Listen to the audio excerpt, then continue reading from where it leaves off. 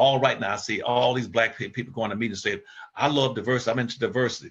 You ask them, what does that mean? They don't know what it means. They have no idea what they use that term. They don't know that diversity came into existence in 1705 in the slave codes, Dr. Watkins. That's when that word came into public discourse. It was in 1705. It's a part of the slave codes that says that we got in this country to maintain control of black folk, to keep black folk under control and monitor them. We're gonna create an act called diversity, and they used it and they first applied it to create a state called Georgia. Georgia came in as a colony because they stopped black folk from running out of South Carolina to Florida. They built the colony of Georgia, and the slave code generated that then. Now, in that slave code, which says diversity, says that in the South, to keep blacks under control, we're going to make is now a law, starting with Georgia, that for every black slave, for every 4 to 5 black slaves that come into the state or into that colony, you must have at least one white to monitor and keep them under control. And that was called diversity for the South. Then they took that and flipped it upside down, and our people never figured out. They never figured out that the Diversity Act was different when they flipped it out to go up for North. They said in the North, we don't want any blacks up North. We don't want you, don't need you. We don't have any plantations up here. We might have a few servants, but we don't need you up here. And so what we're going to do is bring in a white management class. We're going to bring in all these Europeans. And they send messages all over Europe to France, Germany, England. They send us as many whites as you can. And what those countries did, they went into their prisons, Dr. Watkins. They cleaned out their prisons, their mental institutions, their insane asylums, and their hospitals, and sent everything that could walk, crawl that was white, sent it to America. They sent it, that was Irish, Germans, French, sent them to the United States at that point in time to make up a management class over blacks. Blacks would be the working class in the South. The management class would be Europeans coming in the North. They would get the Europeans would get all the advantages and privileges and rights and money, and blacks in the South would be held down. So in the North, they said we want at least 5 whites for every 1 black in the North, and switch it upside down. In the South, we want one white for every black person. That was a Diversity Act. And here we are, Dr. Watkins, 150 years later, black folk bragging and boasting about diversity, and have never understood that concept was put in place in the slave codes to manage and keep blacks in proportional terms and proportional population, so it can be managed, watched over, and managed, or even in prison. That it was to benefit the white society. That's why if you go to any meeting right now, they say we got diversity in the corporation. Yes, you have. You might have 1 black and outnumbered by 10 whites in a corporation. You might go right now in the broader society. We're more segregated now than we were in 1954, except now you're socially integrated. Now you're still outnumbered. You're still outnumbered 10 to 1, but you're weaker now than you were when you're all together and had your own communities. Diversity means breaking black folks down and diverting the resources away from black folk.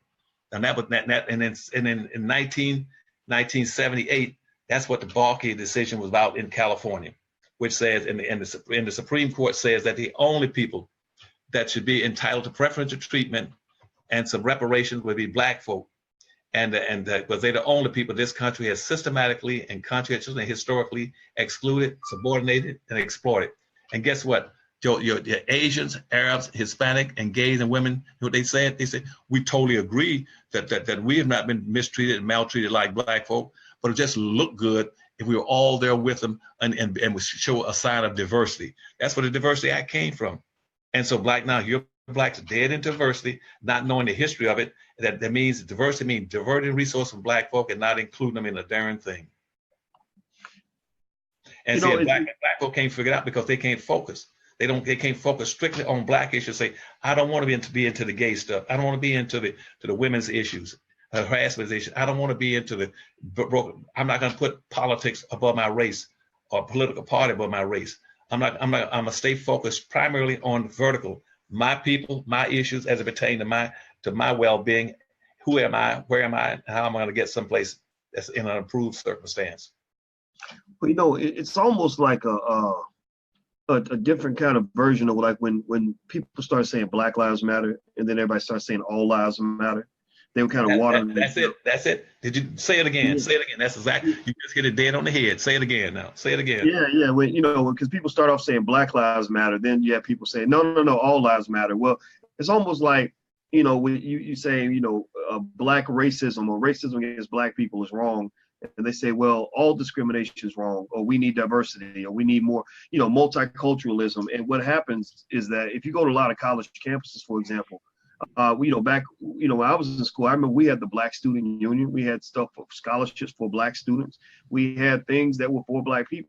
And then what happened was slowly but surely they started dismantling that and saying, no, you can't just give it to Black people, or this can't be reserved just for Black people. Next thing you know, you got everybody in there. Everybody is blind, deaf, dumb, crippled, and crazy. There's anybody who's not a white male is pretty much piled in with you.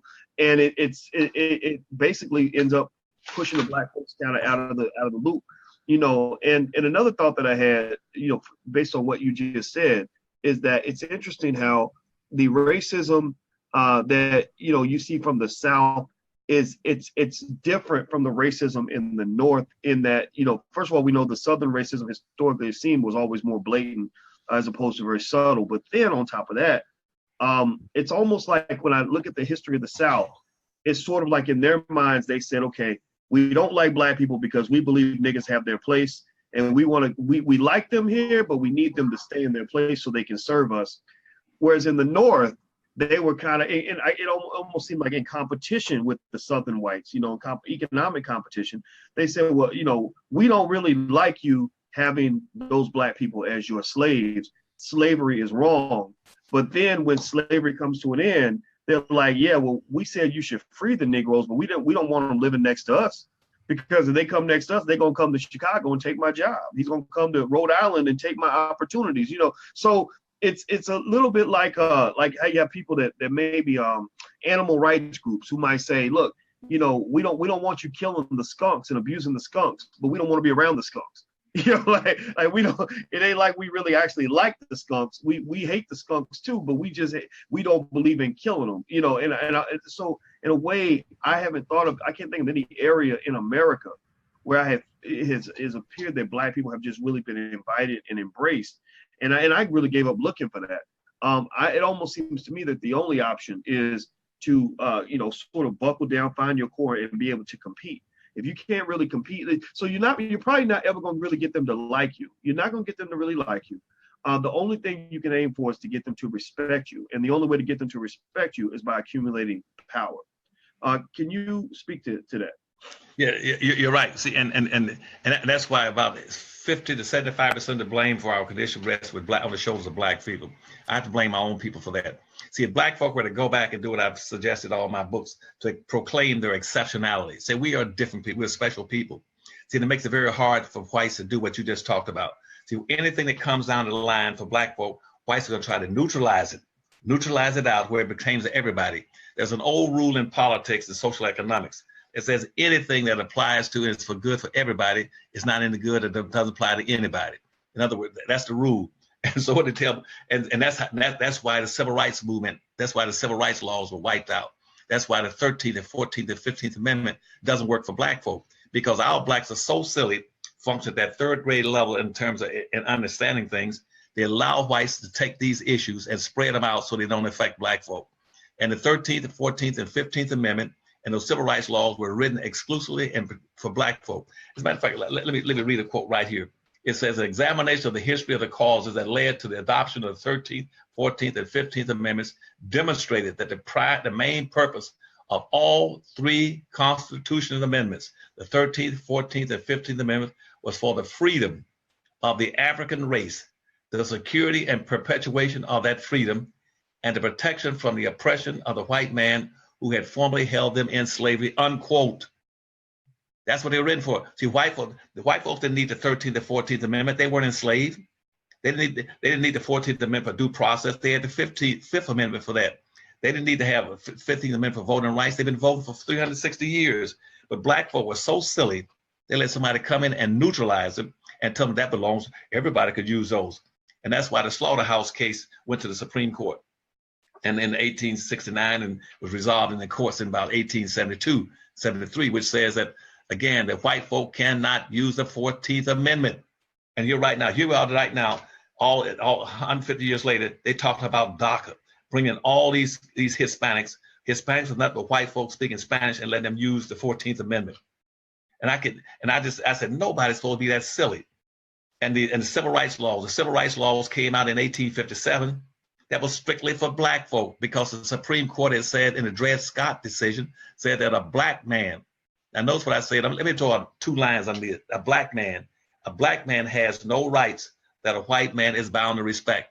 It did not say, the Supreme Court ruling did not say white women, gays, transsexual, homosexuals, midgets, humpback, people with hemorrhoids, ingrown toenails, anything that they don't have any rights. They had all their rights in the Fifth Amendment. And for 360 years, they didn't have to go to court on those, get their rights. They already had them. But the civil rights law of 1865 says that when blacks said we got to correct the Dred Scott decision, it says black folk have no right. And the 1865 civil rights law says that in this country, there's only 2 things that a black person can be. Either going to be continue to be a slave, or he's going to be free. But to be free, remember this, students remember, for a black person to be free in America, minimally, he must have 40 acres, a mule, and $100 to correct the maldistribution of resources that came out of slavery. That black folk were denied anything. They were denied land, tools, resources, businesses, privileges, rights, and controls of all levels of government. To correct that, that's it. If you don't correct that, blacks will always be slaves. That was the purpose of the 1865 Civil Rights Law. And also the 1866 Civil Rights Law said that. But then all of a sudden the Supreme Court came in and gutted those 2 civil rights laws and another subsequent 8 civil rights laws. They say, no, those laws apply to everybody. The same thing with the 13th and 14th Amendment today. And so black folk, you have not all these blacks with college degrees, law degrees, and political astutment have never addressed these issues. Said, how in the world are you going to take something and put in for black folk and gut it and make it apply to everybody when everybody didn't need it? How are you going to, if this country has crippled black folk, why is you say that, and black folk need a wheelchair, why is you going to say now that those laws about wheelchairs have to apply to everybody? Everybody didn't need the damn wheelchair. The black folk needed the wheelchair. Why didn't you give everybody a wheelchair? The 13th, the 14th, the 15th Amendment, the civil rights laws were wheelchairs for black folk. And I'm frustrated. I'm mad, I'm angry that my people that silly function at a 3rd grade level on understand these issues and don't do a damn thing about it, and let these politicians, overclass, keep letting everybody use things that take the wheelchairs from black folk, and black folks are crippled and still can't walk. Well, everybody who just tuned in, I am talking with Dr. Claud Anderson. He's the author of Powernomics and Black Labor, White Wealth. If you want to learn more about his Harvest Institute, which is a think tank that supports black folks, go to harvestinstitute.org. That's harvestinstitute.org. Also, I want to make sure I mention to you guys that I'm going to be in Washington, D.C. Thursday night at the Shiloh Baptist Church, speaking at the Black Men's Convention hosted by Malik Shabazz. You can go to blackmensconvention.org to learn more. That's blackmensconvention.org. Also, if you have an interest in seeing Dr. Anderson in person, we're doing a tour. We're going all around the country to discuss Powernomics, financial Juneteenth principles, how to turn your child into a millionaire, the commandments of Black economic empowerment. We're showing our films that we've released this year: Democracy, a Black American Horror Story, Raising a Black Scholar, and also, most importantly, the greatest, I think, which is, I think, the best film we've had in a long time, which is The Melanin Code, which is going to be premiered in Chicago in 2 weeks. So if you want to learn more about that tour, go to fjtpowernomics.com. That's fjtpowernomics.com. Now, Dr. Anderson, what I want to do is I want to give everybody a quick little, a couple of action points that you can take away right now that will allow you to get out of the nonsense that, so many of our folks are facing right now, ways that you can create a generational legacy of power in your family, power and wealth. Just last night, for example, I spoke at the Urban Youth Racing School in their event, and it was a nice black tie affair. It was a race car driving kind of thing. So the Urban Youth Racing School teaches young black children about NASCAR and STEM and everything, lots of great stuff. And Dale Earnhardt Jr. was there, the race car driver. The CEO of the Jordan brand, Larry Miller, was there, as well as a lot of other people. One of the things that we talked, as well as a guy named Willie T, I can't remember his last name. But anyway, this brother was the first black man to to qualify for the Indy 500. And one of the things Willie T talked about was, all the hate that he went through. He's got a documentary coming out about it. It's called Uppity.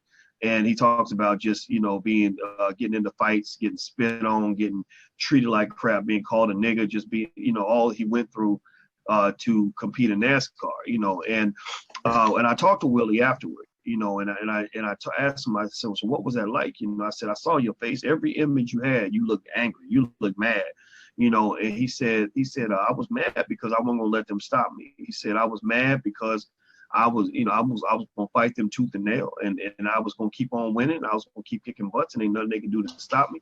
And that's what I respected that.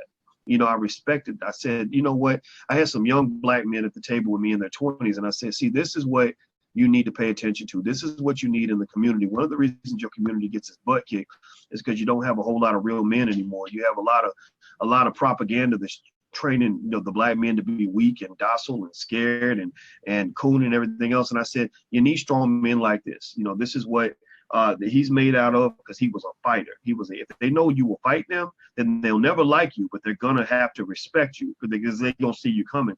I said, you need men like the Dr. Claud Anderson. You need men like the Louis Farrakhan's who are gonna teach you how to fight. And so ultimately, what I want to encourage everybody in here to understand is that when you want to win this battle, you're gonna have to fight. You're gonna have to fight for your respect. Don't beg for it. Don't wait for it. Don't ask for it. Don't just pray for it, but go get it. Pray for it as you're taking it. Like I'm a pray that I'm gonna get this from you, and I'm gonna answer my own prayers, because you got the power of God inside of you. So I encourage you to create your own future. So one thing I want everybody to walk away with is this, in terms of a plan.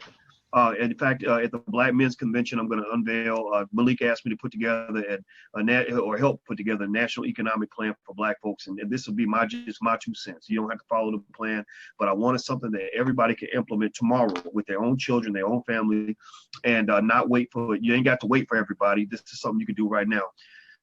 Number one, every Black child should learn how to start a business by the age of 10, not because they all plan to be business owners, but because they need to know how to start a business in case there are no jobs.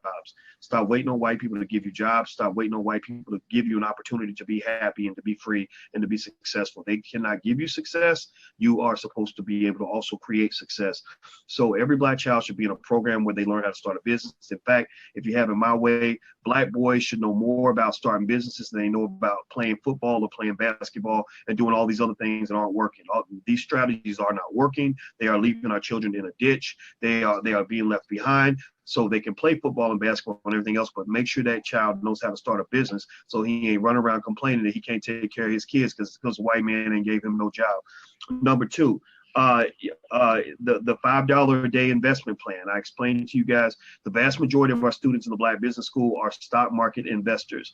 Many of them started with $5. They started with $5. We taught them how to do it in 5 minutes. So everybody should invest at least $5 a day, especially if you got kids. I did the math. If you invest $5 a day, if you've done this 20 or 30 years ago, and everybody in this room had invested the same amount of money in the stock market that you spend on fast food and movie tickets and everything else, everybody in this room would have at least $100,000 in wealth. Everybody in this room, everybody watching would have $100,000 in wealth, and you'd be ahead of white folks, ahead of the average white person. So stop complaining and start doing $5 a day investment plan. So that's 2 elements of the plan. There's more to it. I'm not going to go into all of that, but those are 2 things you can do right now, today, tomorrow, without waiting on all of Black America to get it together. It don't matter if Black America gets it together. It don't matter if white folks get it together. What matters is if you get it together. Are you going to get it together? If the answer is yes, I want you to say yes right now. Give me a commitment right now that I will make sure my child learns how to start a business by the age of 10, and I will start investing at least $5 a day, which is $35 a week, or an average of $150 a month, which is 1/3 of the average car note in America. So if the answer is yes, give me a yes. All right. So I'm done, Dr. Anderson. Thank you for letting me do that little spiel. I'll let you get the last word, sir. Did you have anything to say before we bounce on out of here? Yes. How many students do you have across the nation, Dr. Watkins? In the Black Business School, we've just crossed 60,000 students. We're going to have 100,000 by the end of the summer. I'm going to see to that. Okay. Out of that 60,000, is there any way I can depend on almost all members in that 60,000 to sit in this deprogramming sessions that I have for the Powernomics tour, because most of them need to be deprogrammed psychologically, and because they're not understand the conditions under which they perceive and how they act and determine who they are and how they are going to behave in the world. Well, you know, you can bring a horse to water. You can't make them drink. I'm not big on forcing people to do anything, but or over pressuring them. I'll just nudge them and give them my honest 2 cents. So, you know, I believe that students are enthusiastic about the Powernomics certification. Anybody who wants to participate, you can go to drboyclouis.com if you want to go to St. Louis and join us. Also, if you want to watch actually via live stream, if you join abncdigital.com, you can actually watch via live stream. That's abncdigital.com. It won't cost you a penny to start right now because the first month is free. But that's our study and action group. That's abncdigital.com. ABNC stands for All Black National Convention, which is actually what we're hosting in Philadelphia, the September 27th through the 30th. So mark that on your calendar. So, you know, I give people as many options as I can. What I have told them, Dr. Anderson, is that, you know, that the things that you teach professors like you can't get them at any university. And universities will charge you, you know, $40,000 a year to learn from mediocre white people. You know, and the thing is, we have extraordinary Black people who can teach you what they charge you $100,000 for. He teaches that for about $199. But you know, it's really a matter of me being able to persuade people that because, you know, we're Black scholars, that we're not somehow inferior. I believe that because we're Black scholars, we're actually superior when it comes to our ability to communicate the Black experience to you and to also design programs, curricula, and action plans, easily implementable action plans that are specific to your challenges as a Black community. I taught in white business schools for many years, and they teach white people how to keep being white. They teach you how to play the game the way they play the game, but it's their game. So you always lose and you don't understand why you lose. Well, you know, the analogy, Dr. Anderson, I gave somebody last night. I was talking to a brother last night about this. And I said, what they do to you, the reason most Black college graduates are going to die in debt because 50% of them have defaulted on their student loans. White folks put them in so much in debt that they can't pay back the loans, you know, so they're not going to build wealth. They're going to go backward. You know, I said, and the reason that you're losing, despite the fact that you think you're winning, is because the person who gave you your strategy is somebody who benefits from you committing to a strategy that makes them rich, right? So ultimately, you went to this school, you borrowed $80,000 that you can't pay back, and now you're stuck and you're mad because you want to go back and give that degree back because it didn't give you what it promised to you. So in a way, you're like a basketball player who has been trained to play basketball as if you are 6'10". Right? You know, like white folks will have you go to their white universities and teach you how to be white and how to succeed as a white person in a white society. But then you keep forgetting that in their eyes, you are a nigger. So that means when you go to Duke University and you get that same degree as the white boy and y'all both apply for the same job at the white company owned by the white man, the white boy gets the job and you don't, and you like mad, like, wait, this is wrong. Black Lives Matter. Well, the reason the basketball analogy works is because it's almost like I'm teaching everybody how to play basketball as if they are 6'10", right?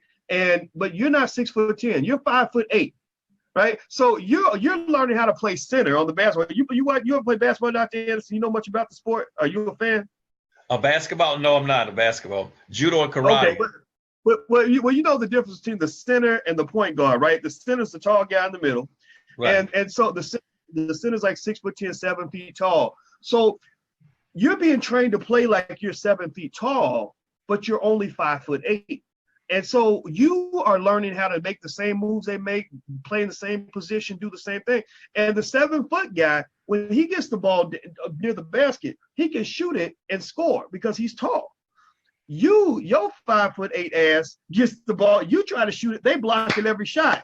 Because you're playing the wrong strategy. That's not your position. That's not how you're built. So, but you can still win games, but you got to learn how to play like a point guard. You got to learn how to play like you're 5'8", not 7 feet tall. So a guy who's 5'8", I know this because I played basketball a lot, and I was the shortest guy on the court sometimes. So I had to find a way to be able to win games. So what I did was I mastered the 3-point shot. I learned how to shoot 3-pointers with my eyes closed. So I could score points by shooting away from the basket. I learned how to dribble a certain way. I learned certain moves that were specific to my position. And that allowed me to be an impactful player, even though I wasn't 7 feet tall. So for Black people, you ain't white. That's it. I mean, you ain't white. So when white people are teaching you how to do what white people do in a white economic system using white strategies, it ain't gonna work for you. Don't be surprised. So what you have to understand is that by being Black, that means that you don't have the same amount of capital that they have. You don't come from the same type of family they come from. You don't come from the same type of neighborhoods they come from. You ain't dealing with the same issues they're dealing with. You have different problems to solve than they do. You have different job opportunities than they have. So you must play the game differently if you want to win this powernomics game that exists in America. You have to play like the guy who's 5'8", who has to be a little more creative in terms of having his impact on the court. I could never have succeeded. I'm gonna stop saying this. I'm gonna stop in a second, Dr. Anderson. I just have to say this, but I never would have succeeded as a Black man in this country if I had never woke up and said, holy shit, I'm Black. I need to play the game differently. I need to find my success differently. I need to lay a strategy out that's different than I could if I was a white guy. When I started doing that, I started winning in every way. Before that, I was really frustrated. You know why? Because all I'd known to that point was how to be a white man in Black skin. And that just don't work. Because I'll never be as good at being a white man as white men already are. So at the best, I would only be seen as a cheap substitute. So ultimately, this is why you want to learn from Dr. Claud Anderson, because he designs everything for Black folks, period. Like, it's not like, oh, multicultural. It's not that stupid nonsense. It's not, it's not some stuff you're going to get at like a Stanford business school where they're used to teaching people don't look like you. It's something designed for Black folks. So this is not just as good as what you spent $80,000 to get in college. It's superior. You can't get a Dr. Claud Anderson at Harvard University or Yale or anywhere else. So your Harvard is at home. It's not up in Boston. The Black Harvard lies at home. And I think it lies with people like Dr. Claud. If I had one professor to learn from on this planet, there'll be 2 people at the top of that list. It will be you and it will be Louis Farrakhan. That is the Black Harvard. That's all I got to say about that. Dr. Anderson, please get the last word. I didn't mean to say so much. I apologize. No, I appreciate that, though, man. Let me guarantee them. I guarantee any Blacks attending your Powernomics tour, I can guarantee they will receive more information and more understandings in one day in my presentation that they would get in 5 years in a PhD program at a graduate level in a university. And they get a certificate that would demonstrate that they can hang on the wall called a Powernomics certification. And I look forward to seeing every one of those 60 members of your students there in attendance.